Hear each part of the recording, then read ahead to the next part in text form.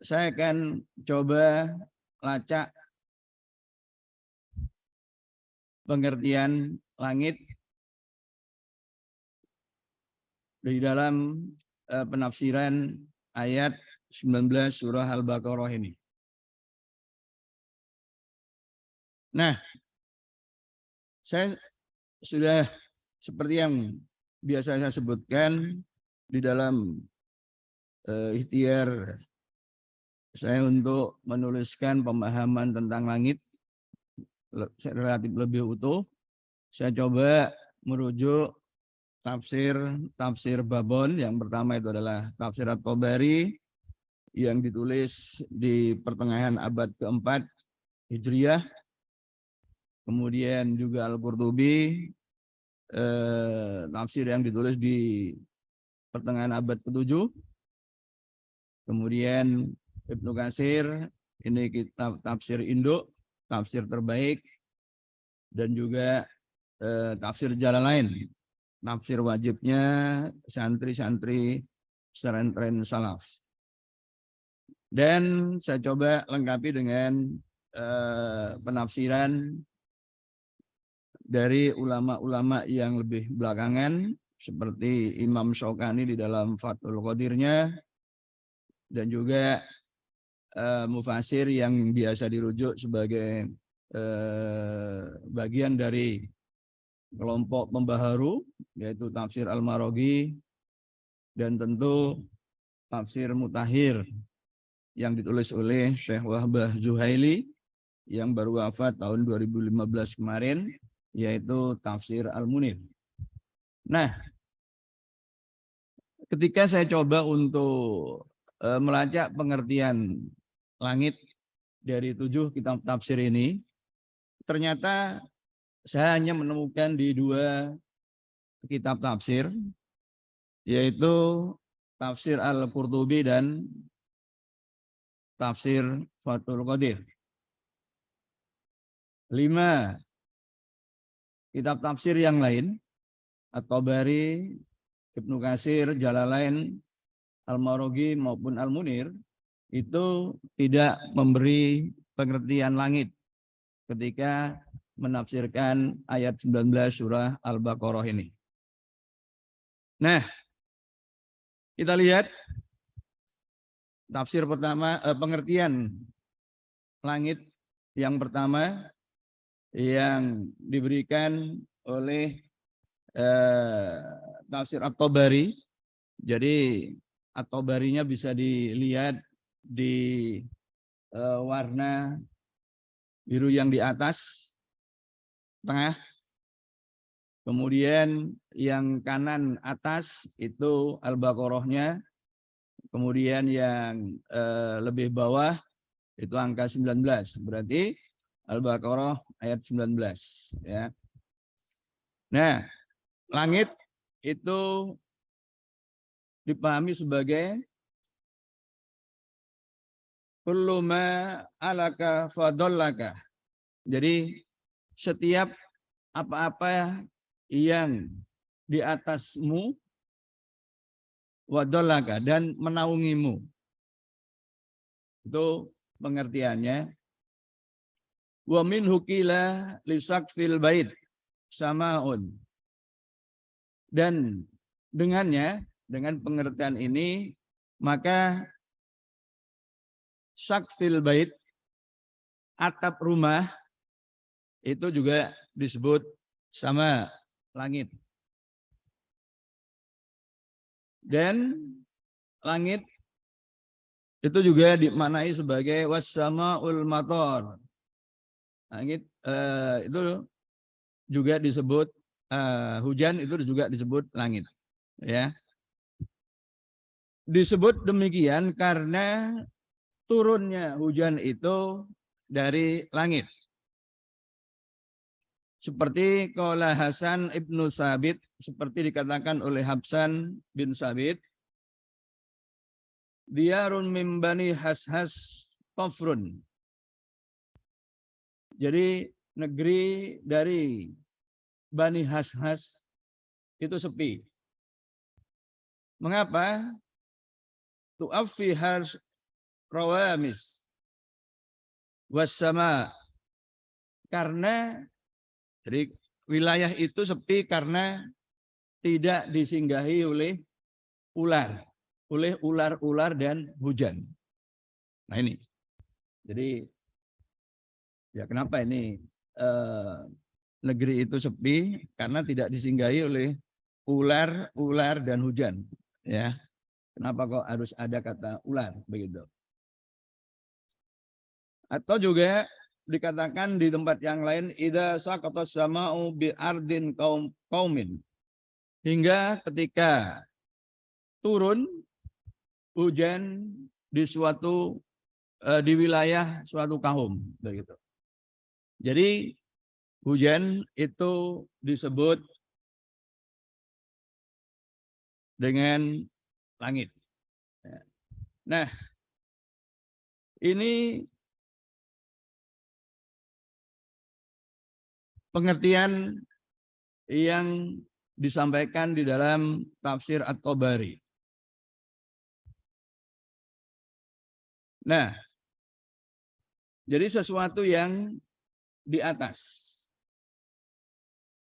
Bahkan karena pengertian langit itu adalah setiap sesuatu yang ada di atas kita, maka kemudian dikatakan juga wa yuqalu lidhahril faras aidon samaan. Jadi punggung kuda pun itu juga disebut langit. Nah, ini jadi itu pengertian langit kalau kita simak di tafsir Al-Qurtubi. Nah, pengertian ini kemudian diulang. Ini ayat 19 surah Al-Baqarahnya tadi. Pengertian ini kemudian diulang jadi oleh sebentar. Tafsir apa?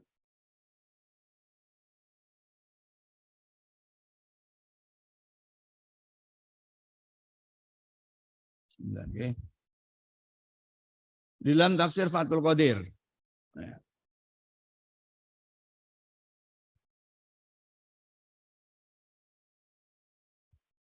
Di dalam tafsir Fathul Qadir, jadi pengertian ini kemudian diulang. Jadi kalau kita lihat apa yang dijelaskan oleh Imam Syaukani di dalam tafsirnya ini, itu kita seperti melihat bahwa mengulang atau mengutip kalimat yang ada di dalam tafsir Al-Qurtubi. Kullu ma alaka fa adallaka wa minhu qila li saqfil baiti samaun wa sama'u aidan al-matar. Jadi ini pengertian yang diulang. Dan ini memang biasa kita lihat. Jadi para mufasir seperti halnya mufasir kontemporer itu ketika menafsirkan ya sebagiannya pasti merujuk pada tafsir terdahulu.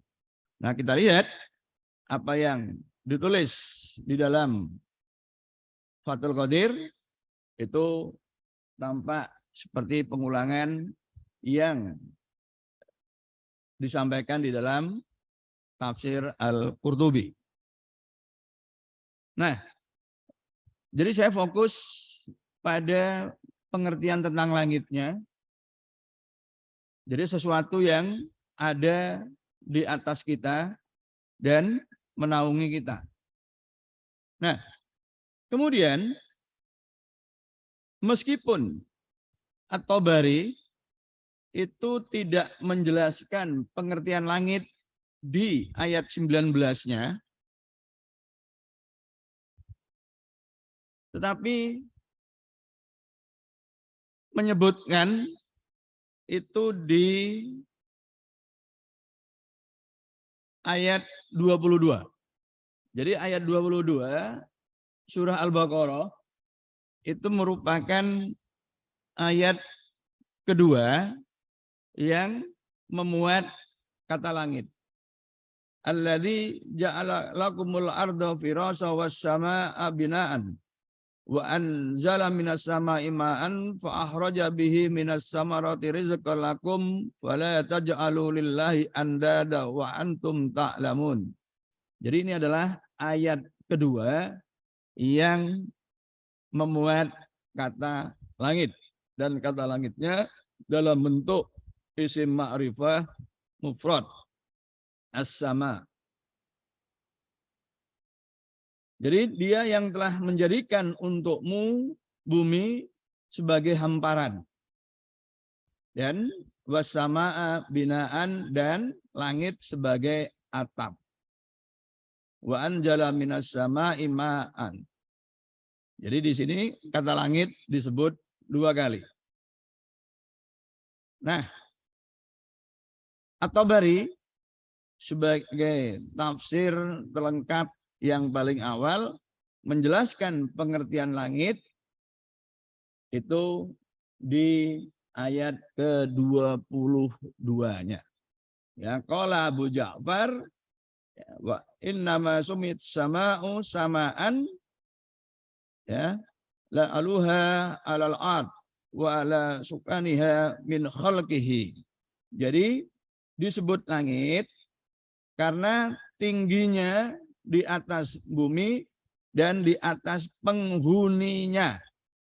Ya, ciptaan-ciptaan Allah, penghuni bumi. Itu. Jadi setiap sesuatu yang berada di atas sesuatu yang lain, maka ia disebut langit. Karena itu atap rumah pun juga disebut langit, samawatun, begitu ya. Nah ini. Nah, karena pengertian yang demikian, sama fulanun li fulanin, maka fulan lebih tinggi dari fulan, ya, maka itu disebut jadi langit, begitu. Nah, itu pengertian langit ya kalau kita rujuk di dalam kitab tafsir. Jadi sekali lagi dari dari 7 kitab tafsir, At-Tabari, Al-Qurtubi, Ibnu Katsir, Jalalain, Fathul Qadir, Al-Maraghi, dan Al-Munir, itu hanya 2 yang menjelaskan di ayat 19 surah Al-Baqarah, yaitu Al-Qurtubi dan Fathul Qadir. Sedangkan At-Tabari itu menjelaskan di penafsiran ayat ke-22 surah Al-Baqarah, yaitu ayat kedua yang memuat kata langit di dalam susunan Mushaf Utsmaniyah. Jadi kita buka Al-Fatihah, kemudian Al-Baqarah. Nah, kata langit pertama muncul di ayat 19, yang kedua di surah Al-Baqarah ayat 22. Nah, sekarang kita lihat pengertian langit menurut sains, begitu. Tentu ini kita merujuk dari ilmu astronomi. Di dalam astronomi di atas langit ya ruang seperti yang kita saat ini berada, ya, ruang terus ke atas.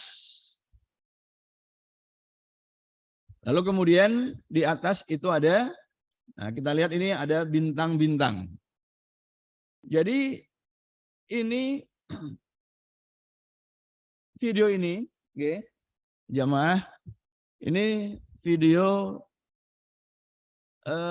yang menggambarkan pergerakan semalaman sebenarnya, ya, itu semalaman. Jadi ini menggambarkan, ini di mana ini ya, di ini kira-kira yang kita potret, kamera kita itu menghadap kemana kira-kira ini? Kalau muternya seperti ini, ya. Kalau muternya seperti ini, ya, itu berarti kameranya menghadap ke selatan. Ya, menghadap ke selatan begitu. Ya, karena mutarnya begini. Kalau menghadap ke utara, mutarnya akan begitu. Oke. Oke. Jadi ini rekaman yang bukan 1-2 jam. Ya. Tapi rekaman ini karena semalaman begitu. Cuma sekarang ditampilkan dalam waktu yang cepat. Sebab kalau ditampilkan sesuai dengan real time-nya, itu nggak kelihatan naiknya. Ya, nggak kelihatan muternya. Begitu. Ya. Itu kalau kita kalau hanya dalam hitungan menit, apalagi detik, kita nggak akan bisa melihat, gitu, okay? Jadi ini kameranya dihadapkan ke selatan, begitu. Nah, oke. Okay. Jadi ini menandakan bahwa bumi itu berotasi, betul? Nah, kalau seperti ini, jamaah, ya kamera kita hadapkan kemana? Kalau objek langitnya itu naik.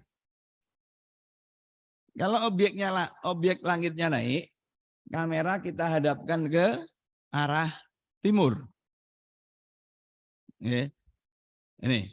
Kalau kita hadapkan ke arah barat, maka objek langitnya akan turun.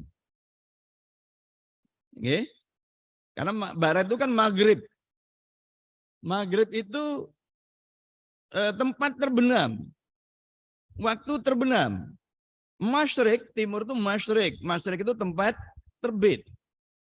Waktu terbit, begitu. Jadi, nah ini menggambarkan objek langit yang naik dari bawah.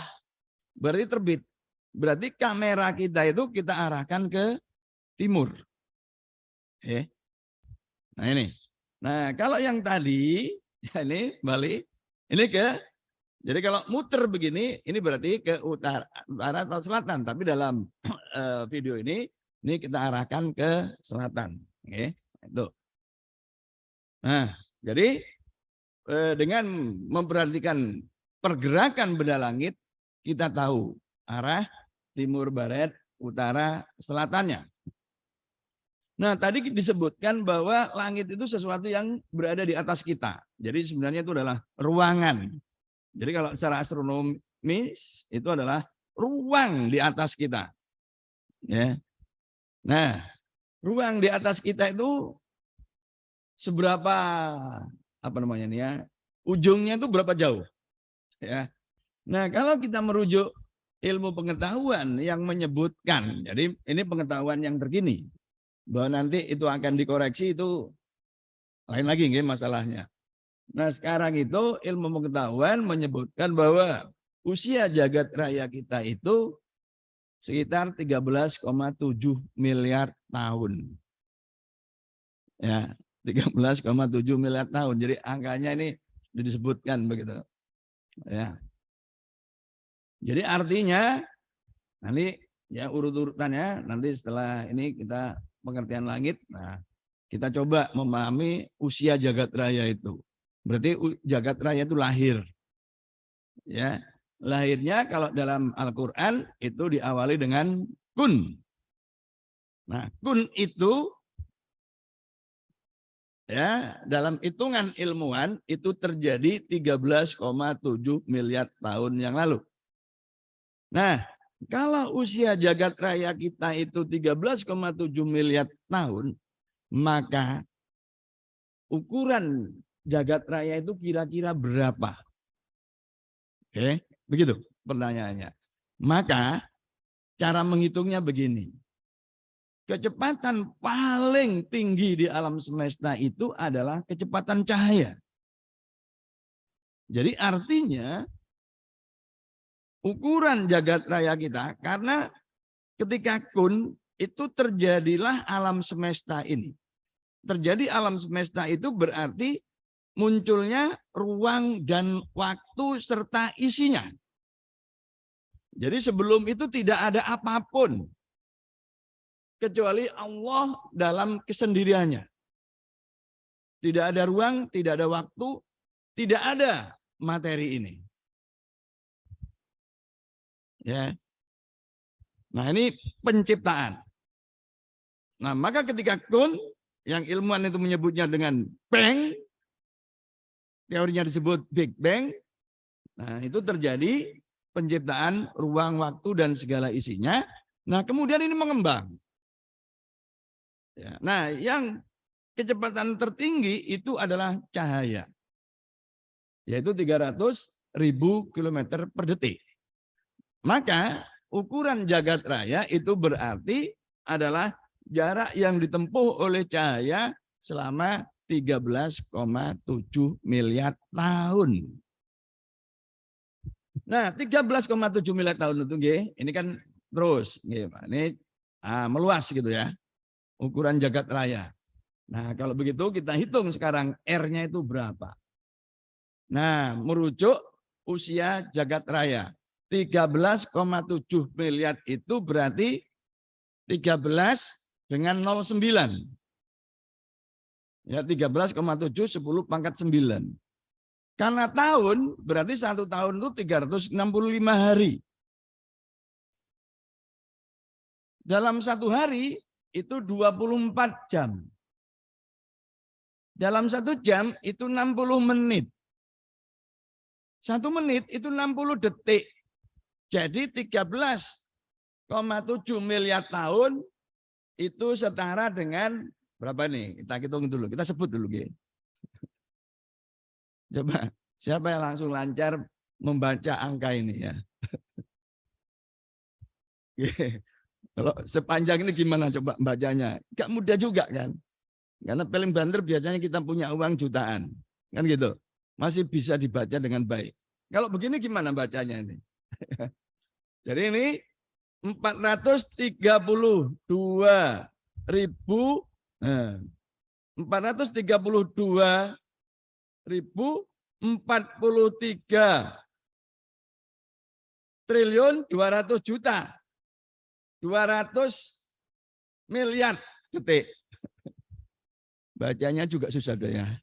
Gini. Ya. Jadi sekarang kita membiasakan baca yang susah-susah. Supaya kita tidak merasa susah ketika kehidupan kita susah. Karena kita sudah terbiasa gitu. Nah, jadi 13,7 miliar tahun itu setara dengan 432.043 triliun 200 miliar detik. Nah itu. Nah, 1 detiknya itu menempuh jarak 300.000 kilometer. Jadi dengan demikian, ya selama 432.043 triliun 200 miliar detik itu cahaya menempuh jarak ini. Nah, ini adalah jari-jari alam semesta. Saya baca dulu. Yang putih itu 12, itu berarti triliun, ya. Biar gak kagetan nanti kalau kita dengar orang kekayaannya sekian, itu udah biasa lah. Itu nggak terlalu kaya, itu ya gitu. Allah kan kita sering mengatakan Allah Maha Kaya, tapi kan kita nggak pernah membayangkan seberapa kaya. Jadi kita harus tahu kekayaannya Elon Musk, gitu ya, Bill Gates, dan itu kita katakan belum apa-apa. Ya. Dan ini. Nah, ini kita kaitkan dengan ukuran jagat raya saja, Saudara. Nah, jadi di sini 129 miliar 612 juta 900.000 triliun kilometer. Wangil pokoknya. Ya. Ini jari-jari alam semesta Ibu Bapak. Itu. Loh, ongko sakmene iki gimana kita membayangkan ya? Bagaimana kita membayangkan? Begini Bapak. Kita lihat dari usia jagat raya kita saja itu 13,7 miliar tahun. Nah, jarak bumi bulan itu 385.000. Ya. 385.000 kilometer. Jari-jari bumi itu 631 kilometer.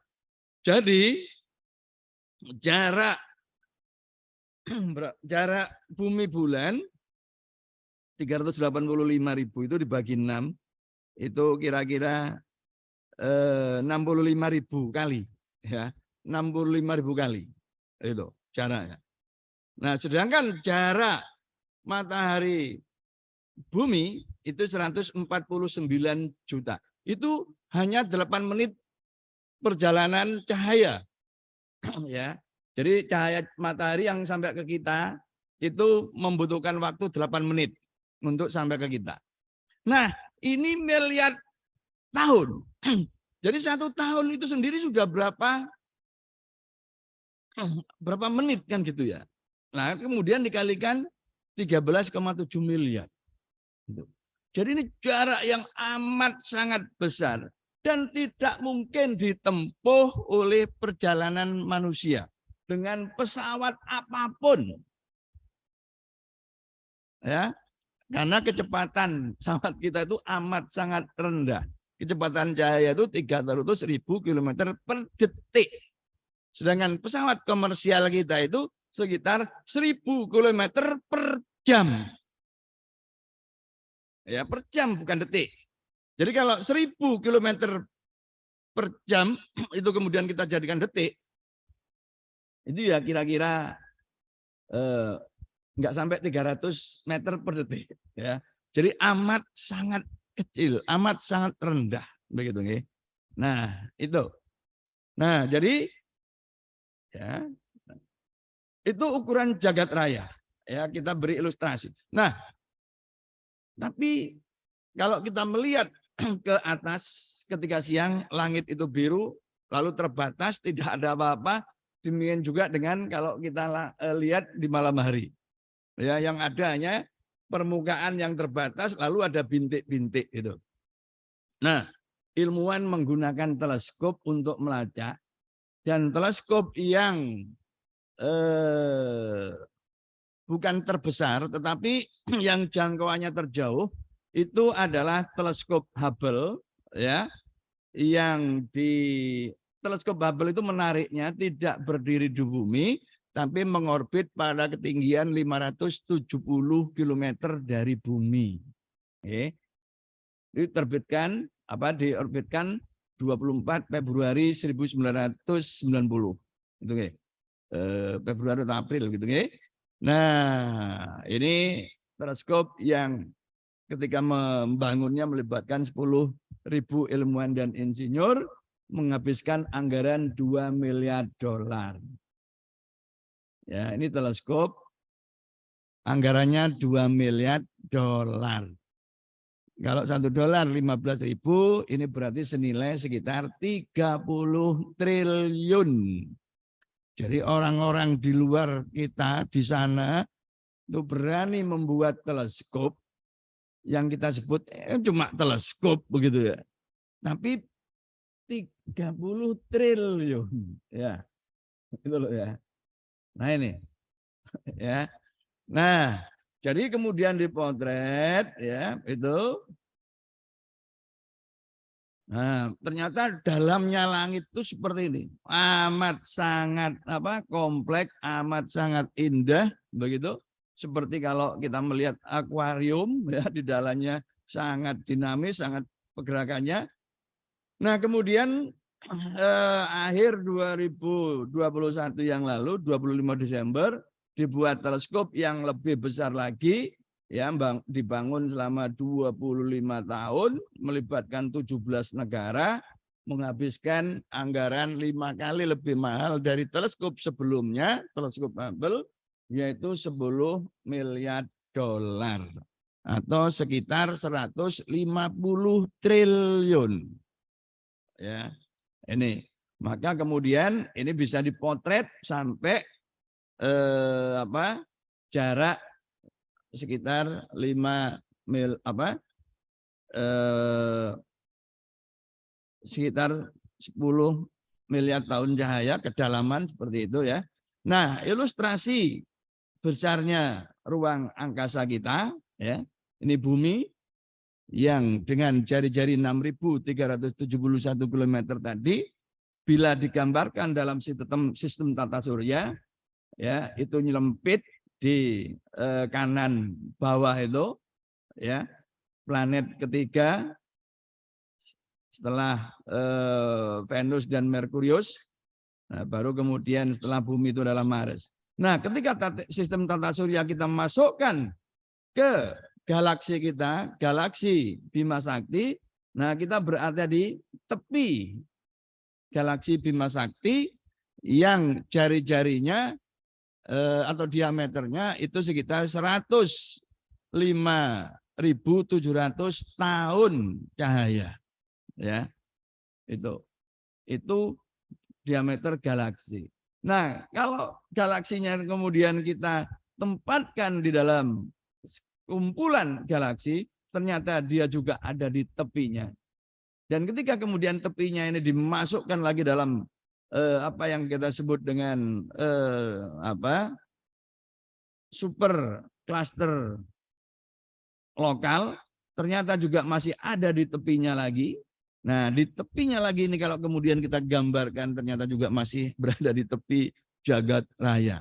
Itulah sebabnya ketika kita sholat, kita mengawali sholat kita itu dengan takbiratul ihram, mengagungkan Sang Pencipta, karena memang posisi kita, bumi kita itu sangat amat sangat kecil di alam semesta, apalagi kita. Sehingga kita tidak patut untuk takabur, ya, untuk menyombongkan diri di hadapan Allah Subhanahu wa taala. Itulah langit, Ibu Bapak. Pertanyaannya adalah, ya, tadi kan disebutkan kulun ma alaka, ya. Itu. Jadi setiap sesuatu yang ada di atas diri kita dan juga menaungi kita, pertanyaannya adalah seberapa, jadi di atas itu berapa tinggi, karena kemudian di ayat yang lain disebutkan wama khalaqna sama wal ardo wama bainahuma. Jadi di ayat yang lain disebutkan tidaklah kami ciptakan bumi, langit, wama bainahuma, ya, batila laibin, begitu, ya. Jadi artinya di tidak setiap ruangan ini ternyata yang di atas kita itu disebut langit, karena ada bainahuma. Jadi ada bumi, ada langit, ada bainahuma, ada ketinggian di atas kita yang tidak disebut langit, begitu. Oke. Jadi pengertian itu tadi dibatasi oleh ayat yang lain yang menyebutkan wa ma khalaqnas sama wal ardo wa ma bainahuma laibin, begitu, ya. Jadi langit, kalau kita sambungkan dengan pengertian ayat yang lain tadi, itu adalah ketinggian tertentu di atas bumi, ya. Nah, tertentu di atas bumi, insya Allah nanti kita simak secara berurutan. Sekarang kita ngaji pertama ini adalah pengertian langit menurut para mufasir dan juga ilmu pengetahuan, yaitu setiap sesuatu yang berada di atas dan menaungi kita. Karena itu atap rumah pun juga disebut langit. Punggung kuda juga disebut langit. Mudah-mudahan ya ini bisa menambah pengetahuan, wawasan kita dan juga keimanan kita. Karena ini adalah firman Allah. Sekali lagi ada 310 kata langit di 297 ayat, ya, persisnya begitu. Itu yang saya hitung. Monggo kalau jenengan mau menghitung, konfirmasi, barangkali saya kurang satu atau lebih satu, begitu, ya. Nah, penjelasan tentang langit yang pertama tentu mestinya kita lacak di ayat yang pertama, yaitu surah Al-Baqarah ayat 19. Ternyata At-Tabari menyebutkan di ayat yang keduanya, yaitu di ayat ke-22 surah Al-Baqarah. Mudah-mudahan ini mampu meningkatkan pengetahuan dan iman dan ilmu kita, sebab dengan dua hal itulah Allah akan meningkatkan derajat kita. Yarfa'illahu alladhina amanu minkum walladhina utul ilma darajah. Allah akan mengangkat derajat kita karena iman dan ilmu.